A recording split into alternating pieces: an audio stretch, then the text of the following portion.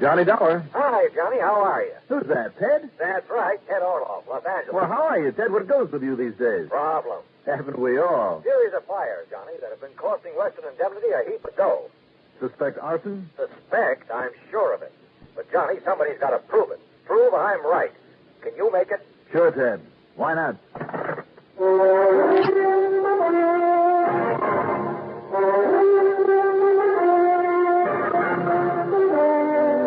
The CBS Radio Network brings you Mandel, Kramer, in the exciting adventures of the man with the action-packed expense account. America's fabulous freelance insurance investigator, Yours truly, Johnny Dollar.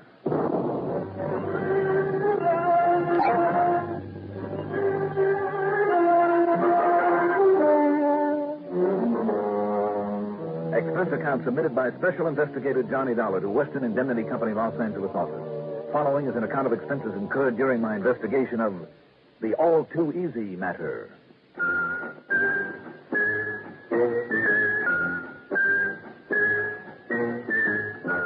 Shortly after dawn cracked the next morning, I drove to the airport and spent item one, $204.20 plane fare for a 9:30 jet out of New York. It dropped into Los Angeles International just 10 minutes before noon Pacific time. Item two, $6.50 into the office of Western Indemnity. As I started through the front door of the building, a man rushing out bumped into me. Oh, sorry, mister, but I'm going to... Hey, Johnny! Ted, what's the hurry? Listen, I'm glad you're here. Come on. My car's right around the corner. Come on. Anything you say, but what's the big emergency? Another one, Johnny. Another one of these fires I called you about. That'll be number 6, Johnny. 6 in a row. Here, get in. Come on, see for yourself why I'm going off my nut.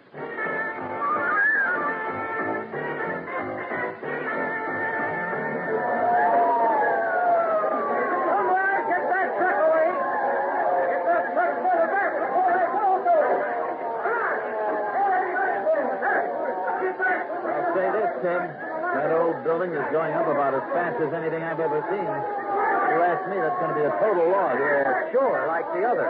Thank God no people have been living in it, not for years. But that doesn't lower the insurance we're going to have to pay. If only I didn't know there were going to be more of them. What do you mean, you know? I mean that firebug will start exactly 15 more of them before he's through if somebody doesn't stop him. You seem to know an awful lot about him. You bet I do. Plenty. Except for his next method and where he's going to strike next. Oh, wait a minute, Ted. Where's the arson squad in all this? Yeah, where? Don't you know your fire department out here is one of the best in the country? And if it is arson... Sure it is. They agree it is. But in spite of all I tell them, they refuse to grab the guy who's doing it. I mean, you know who this torch man is? I sure do, Johnny. Well, who is it? Look out! Get back! You're right. That wall is up. There it goes. Boy, that was too close for comfort, Ted. Come on, let's get out of here. Nothing for us here until it cools off. Good. Let's go someplace where I can get a drink. Boy, I can use it.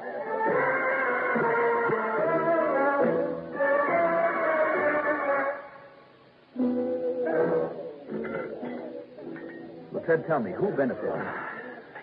Okay, listen. This client of ours, name is Alpheus Brockway Brox. Yep. Widower, 82 years of age. Lives on Petway Drive in Beverly Hills. Mm-hmm. Doctor says he has only a couple of years to go, at the most. Heart condition. Uh-huh. But he doesn't look it, Johnny. If I look as good as that when I'm 60, I'll be mighty thankful. Well, what about him, Ted? Johnny, old man Brockman's one of those guys who never had to do a lick of work in his life. A playboy in spades. But by the time his beautiful young wife died, he had to quit all that because of his age and his heart. Mm-hmm. Well, the old boy had just about had and done everything. And, of course, he'd gone through a stack of dough. I should think so. But he was apparently content to settle back and take it easy. Live this simple life and just live out the end of his days. He had no responsibilities. His only child, really a stepdaughter, had got married, a fellow by the name of Ben Plater in the import-export business. And, she incidentally is beneficiary of his small life policy and whatever else he manages to leave, if any. You mean he's broke now? Well, he isn't rolling in dough the way he used to, but he isn't broke because his old man, who had worked for a living, had been smart enough way back to buy up all the property he could lay his hand on here in L.A. Ah, I see. But now all he has left is a little bit here and a little bit there, and what's turned out to be pretty poor sections of town. Mm-hmm. An old broken-down frame house on South Cordero Street, the remains of a creaky log building on some land that won't be redeveloped for another 10 years, and so on. So what happens? Go ahead, you tell me. Taxes higher and higher every year on this land of his. Yeah? So he has to get up the dough for him every year. Well, naturally. He still has insurance on the worthless old buildings on that land. So you figure that old Alpheus Broxton is eating his cake and having it too? Right. Now you're with me. He burns down a worthless old building that would have cost him money to wreck. He collects a big hunk of insurance from me, and he still has the valuable part, the land. Oh, boy, what a racket. No, maybe so. Sure. Well, let's go back to the office, and I'll, what's the matter? I don't know, Ted. But it has to be that way. It's the only thing that makes any sense. Broxton is burning down those buildings, and he's not only costing the company a fortune, but making a bunch of suckers of us. I wonder. Wonder? Isn't it obvious? Maybe it's too obvious. Makes the answer seem all too easy. Oh, now, Johnny, look. Yes, Ted. Just a little too easy. But we'll see.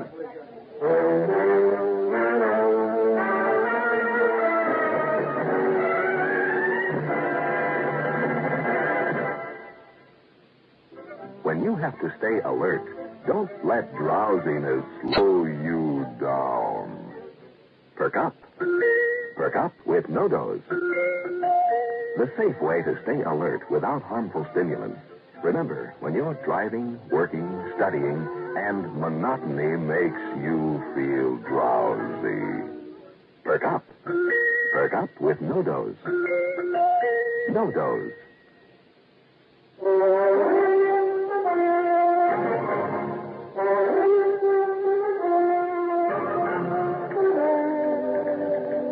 Okay, Johnny, here it is. The old man's address and a list of all his properties that haven't gone up in flames. Not yet. Not until he gets to them. Now, look, Ted, if you're so sure that Broxton is setting those fires... Have you forgotten that favorite saying of yours? I don't know, have I? Cui bono? Who benefits? Well, Alpheus Brockway Broxton is the only one who has benefit and the only one who will benefit when the rest of his properties burn. I guess you have a point there, Ted, but if the fire department arson squad can't pin it on him... They simply refuse to look at the obvious. And you listen, Johnny. That's all I am doing. Oh, you think it's too obvious, huh? Well, haven't I heard you say, and more than once, that the obvious makes the best cover-up of all? Perhaps, on occasion. Well, it's true now. The police, the fire department say, oh, no, a crook would never be so dumb as to leave a clue or evidence or a motive right out in the open. So it has to be somebody else, they say. It simply can't be poor, dear, sweet old Mr. Broxton. It has to be somebody without a motive, somebody all the suspicion doesn't point to. You sure that's their reasoning, huh? Well, I say they're wrong. And what about Broxton's age? 82, did you say? Okay, so perhaps he has somebody else do it for him. Is there any difference? Aren't there bound to be plenty of pros in a town like this? Ted, whether you realize it or not, the arson boys know the pros, all of them, and they usually keep pretty close tabs on them. Usually, huh? Well, they haven't done it this time. So, Johnny, you've got to work on it. Okay? Okay, Ted. Oh, excuse me. Sure. All off. Oh, hello, Commissioner. Huh? Oh, no. Where? Okay, then you listen. I know, but now listen. You know what I've done? I brought somebody out here who's going to prove that I'm right. Yeah, Johnny Dollar. Huh?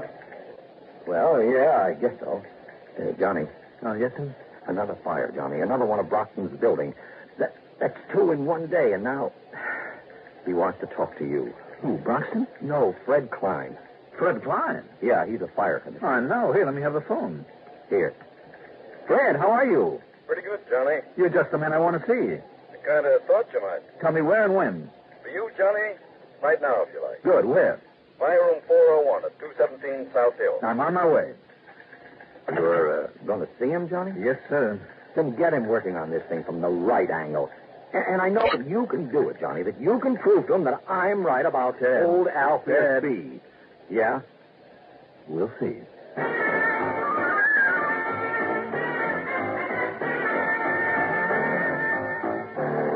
Item 3, $50 deposit on a rental car, and 20 minutes later, after the usual amenities, Fire Commissioner Fred Klein sets me straight on a few things. No, Johnny. All those feelings in the matter don't bother me a bit. A lot of people don't think too much of us until they see the results of our work. I know. And luckily, knock on wood, We usually do manage to get some results. Luckily. What? Fred, in my book, it takes a lot of hard work to get lucky. And in a department like yours, I'd say a lot of ability, too. But now, what about this stubborn notion of Ted Orloff's? In the beginning, we were inclined to think the same way he does. Until we really looked into things. And now? Alpheus Broxton, a little 82-year-old man with a heart condition who won't stand any kind of excitement. Wait till you talk to him, Johnny. And I think you should, by the way. Yes, I want to. And see if you come up with the same idea that we have. That he's hiring a pro? His 6 files, 7 as of now, have not been set by a professional. You're sure of that? I'd stake the reputation of this whole department on it. Why? A pro has a pattern, Johnny, almost invariably an easily identifiable modus operandi. They may not realize it, but it's their trademarks that enable us to nail so many of them. Yes, I know. What's more, we have files on those boys that are so complete that, well, we're like an expert dry fly fisherman. This is always set to strike just before the trout hits the fly. Exactly. And I take it these fires don't fit the pattern of any known arsonist. They don't fit any pattern. But we believe they're all the work of an amateur. Oh? Yeah. Who tries one method here, another there, and so on. The same amateur? Only because of the frequency and regularity old man Broxton's properties have been hit. 7 in less than 6 weeks.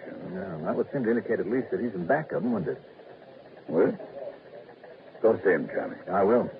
And who knows? Maybe you'll come up with the same idea we're working on. Which is what? Talk to him. Then we'll compare notes. And remember one thing. Yeah? In spite of its inadequate size, the arson squad is my pride and joy. 11 of the best men in the country. But only 11 of them. And they're called all over the city every day. We do have other fires, you know. Which means that not one of them can afford to spend the time on a single assignment that you can. I'll go see Broxton, John. Right. Maybe not. But it was certainly worth following up.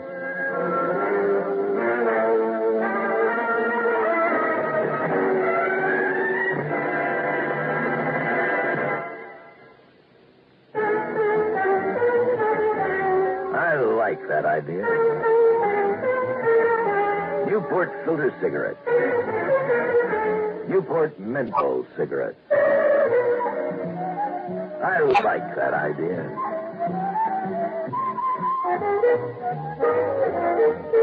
Good, rich tobacco flavor. The right amount of menthol and just a hint of cool, refreshing mint. That's the thing about Newport. That's the combination that makes Newport more refreshing to begin with, more refreshing all the way. Just enough menthol to make Newport so refreshing while you're smoking, without hiding the rich taste of great tobaccos. George, can I have Newport too?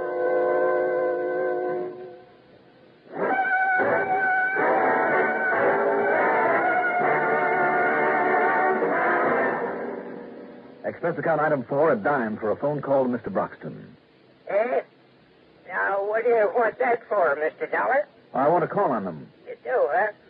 Now, why? Just give me the address, please, Mr. Broxton. Well, sure. Of course. It's 1201 North Woolworth, Sherman Oaks. Good. Thank you. Well, now, just a minute, Mr. Dollar. Thank you very much.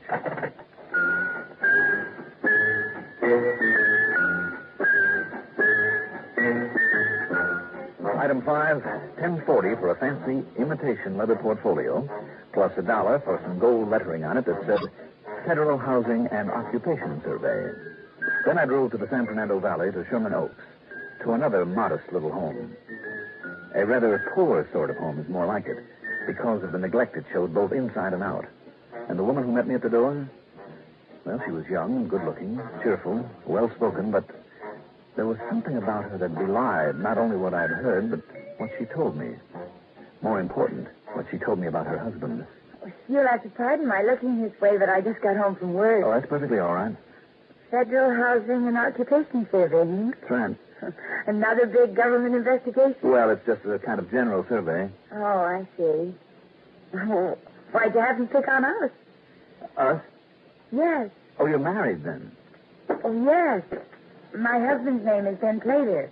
And I'm Lois Plater, Mr. Dollar, did you say? That's right. Won't you sit down, Mr. Dollar? Oh, I'm sorry. I guess this pacing of mine is just kind of a nervous habit. I hope you don't mind. Oh, not at all. Well, now, what can I tell you? You say you go to work? Oh, just to fill in time, you know. I'm a typist over there, Jack. Oh, I see. And your husband, does he work? Oh, yes. He's in the import-export business. Oh. And his office address? Well, that's his little office right behind that door. Oh, I see. But he isn't here now. No, he left for Mexico, where he has a lot of business contacts. Mm-hmm. And when did he leave, Mrs. Plater? Yesterday morning. I see. Now, what does he do then? Oh, there's a big sort of cement machine that's used in building work, and it's made by Centrosa Corporation over in East Los Angeles. Mm-hmm. And then there's a sort of a crane that goes on a truck that he imports from Finland. I see. And an air conditioner that's made over in Long Beach, and some Japanese transistor walkie-talkies. All sorts of things. I see.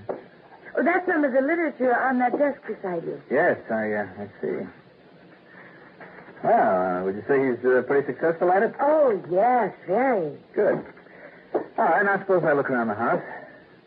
All right. And we'll start with his office. Oh, dear, I'm sorry. Sorry? Well, he always keeps it locked. And he took the only key with him. Oh, well, that's all right. We'll skip it for now.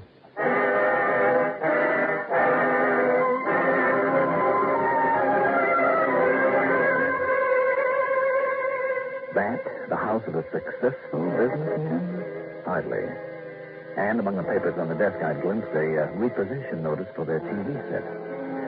So as soon as I made a cursory inspection of the rest of the house, I left and drove to the nearest gas station and ran up item 6, $1.30 on 2 phone calls.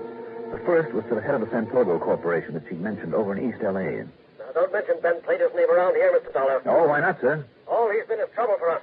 Expense. Sure, he had a working arrangement with us until we got wise to him. All those phony claims to have a lot of big deals pending down in Mexico. Baloney. Well, I think he's just a lazy, good-for-nothing... Look, over the phone is no good. But if you want to drop in here, Mr. Dollar... No, thanks. I don't think it'll be necessary.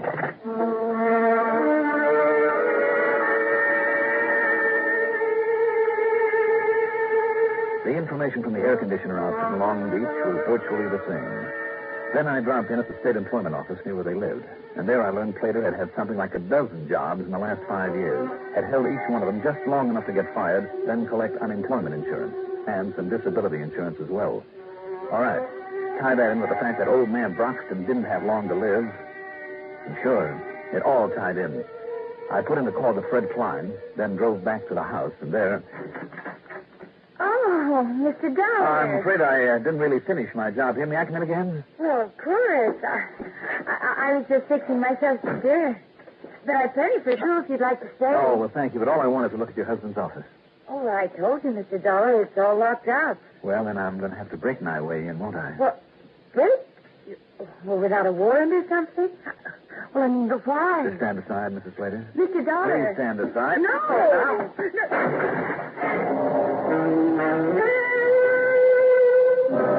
What I found in that room after turning on the light? Long strips of paraffin tape, candles, cans of solvent, of gasoline, even a couple of crude timing devices made to set off a blaze. I'd been right. Ben Plater was behind the fires, and the reason? To add every possible dollar to the old man's bank account before he died and left it to Lois. And there was all the evidence I could need. The case was closed. Almost. Okay, Dollar, don't move. Ben Plater, I said don't move. Ben, that gun! You see, have one, Lois. Yes, here it is. Just hang on to it. You made a bad mistake giving Lois your right name, Dollar. I guess my big mistake was in believing you might really be in Mexico. But don't you think you're making one now? You think I didn't know all about you? Didn't figure something was up when you came here before. Too bad you got back so soon, Dollar, before I had a chance to clear out this room. It doesn't give me much of a choice, does it? Nice fellow you married to, Lois. Now he's going to be a killer. Ben. So this is it, Dollar. No, Ben. Wait, Lois. No, you can't. Who said I can't? The fire's all right. Because of the money they'd get it, but not this. This is murder. It's him or me, isn't it? No. Dollar. No, I won't let you. Look, Ben. Look at me. Look, I have his gun. Put that thing down and get away. No, I won't let you kill him. Get away. You won't stop me. I'll stop you.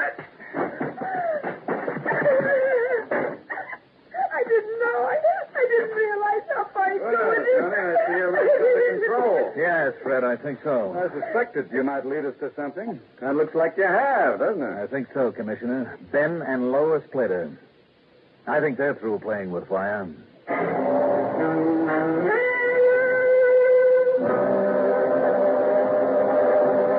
Not a very pretty one, I know. And I hope the shock of it all isn't too much for old Mr. Broxton. Expense account total, including the trip home, $491.34. Yours truly, Johnny Dollar.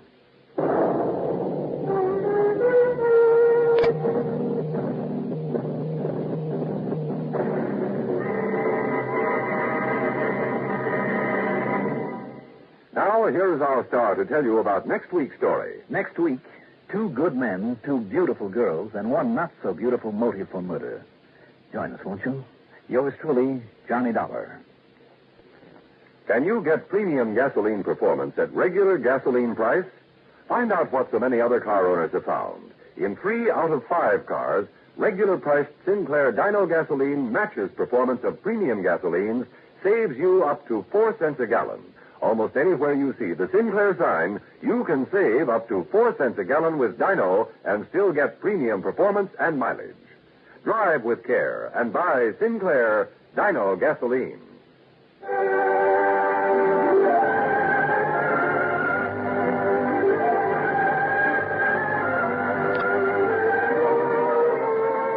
Yours truly, Johnny Dollar, is written by Jack Johnstone, produced and directed by Fred Hendrickson. Music supervision by Ethel Huber. Johnny Dollar is played by Mandel Kramer. Be sure to join us next week, same time, same station, for another exciting story of yours truly, Johnny Dollar. This is Art Hanna speaking.